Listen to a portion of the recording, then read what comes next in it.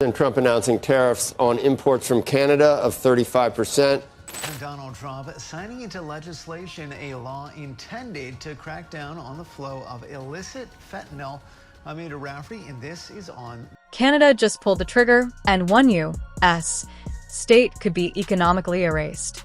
This isn't some slow-burn trade dispute. This is a full-blown economic ambush. Trump just slammed Canada with a 35% tariff wall and dared them to fight back. But instead of the predictable retaliation, Canada is aiming for the kill shot. Over $8 billion worth of goods are already stranded at the border. Factories in Michigan and New York are only days away from shutdowns. And here's the shocker. Ottawa's next move could cut off a U.S. state from a resource it literally can't survive without. This is no longer just about trade. It's about economic survival. Every single day, over $35 billion in goods flows across the Canada-U.S. border. That's more in a week than most countries see in an entire year. Oil, lumber, electricity, vehicles, even your morning coffee, all moving through one of the most important economic arteries on Earth. But on August 1st, 2025, everything exploded. Trump hit Canada with a crushing 35% tariff, blaming them for inaction on stopping fentanyl. Yes, you heard that right, fentanyl. And just like that, the continent's biggest trading relationship was torched. The impact? Your coffee, 35% more expensive. Lumber for your home project, up 35%. Even maple syrup for your pancakes just got political. And here's where it goes nuclear. Trump is threatening to double down. If Canada answers back with, say, a 40% tariff, he'll stack it on top of his 35%, making it 75%. This isn't diplomacy.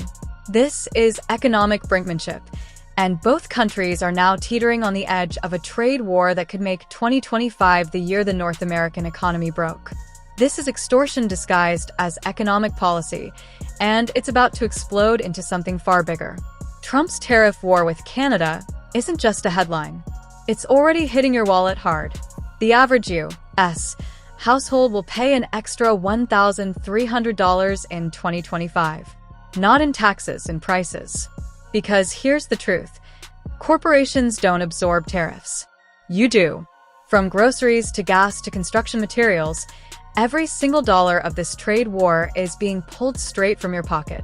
But now, the fight has taken a shocking turn that could wipe an entire U.S. state off the economic map.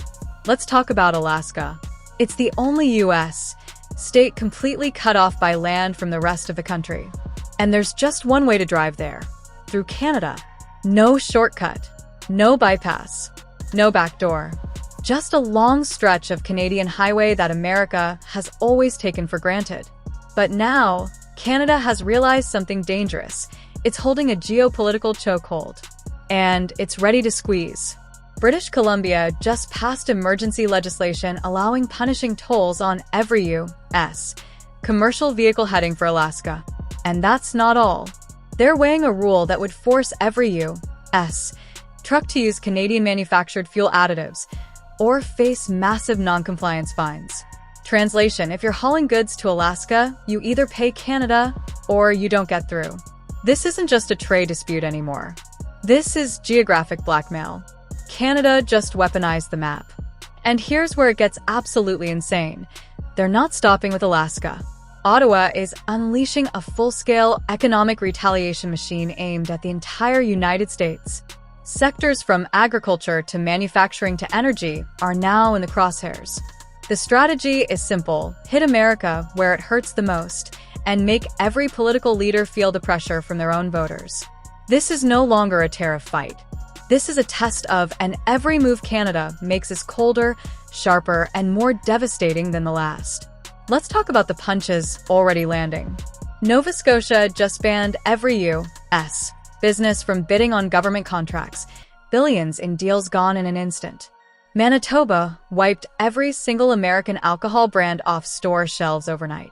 And then came the real detonation from British Columbia, not just banning U.S. products, but specifically targeting alcohol from red states that voted for Trump. This isn't just economic warfare. This is political retaliation with surgical precision.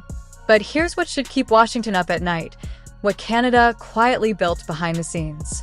It's called the Trade and Economic Security Task Force. Sounds boring, right? Like some dusty government committee. Wrong.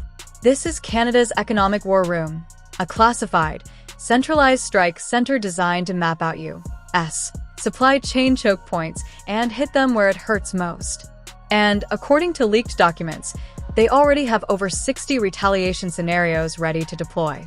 Some don't just target Trump states, they target entire U.S. industries, agriculture, aviation, defense contracts. This isn't a bluff. It's a blueprint. And with every passing day, Canada's counterattack is getting smarter, nastier, and more coordinated.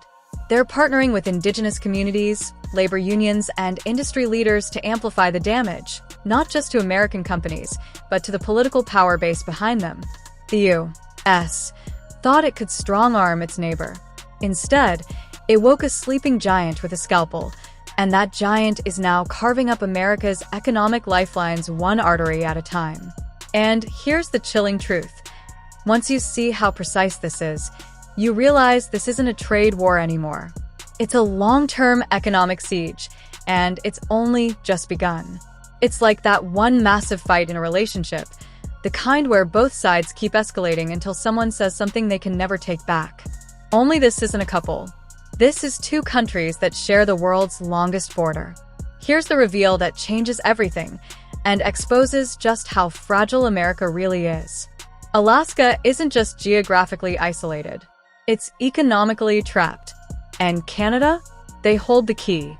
Over 90% of Alaska's food supply moves through Canadian territory. Not by air.